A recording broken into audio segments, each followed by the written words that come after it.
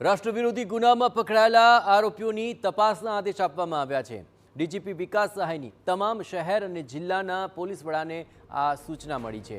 છેલ્લા 30 વર્ષમાં પકડાયેલા આરોપીઓની તપાસ કરવાના આદેશ આપવામાં આવ્યા છે અને આ વેરિફિકેશન પ્રક્રિયા ઝડપથી પૂર્ણ કરવાની પણ તાકીદ કરવામાં આવી છે। ડોઝિયર તૈયાર કરવાની કામગીરી માટે 100 કલાકની સમયમર્યાદા પણ આપવામાં આવી। રાજ્યના તમામ પોલીસ સ્ટેશનોમાં રેકોર્ડ ચેકિંગ તેને કારણે શરૂ થઈ ચૂક્યા છે।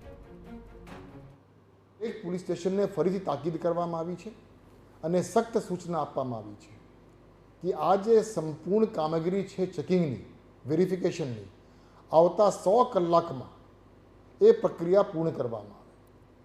ગુજરાત રાજ્યમાં છેલ્લા 30 વર્ષમાં જે કોઈ આતંકી અથવા જે કોઈ રાષ્ટ્રવિરોધી તત્વ વિરુદ્ધમાં ગુનાઓ દાખલ થયા છે તેવા તમામ આરોપીઓની વેરિફિકેશન,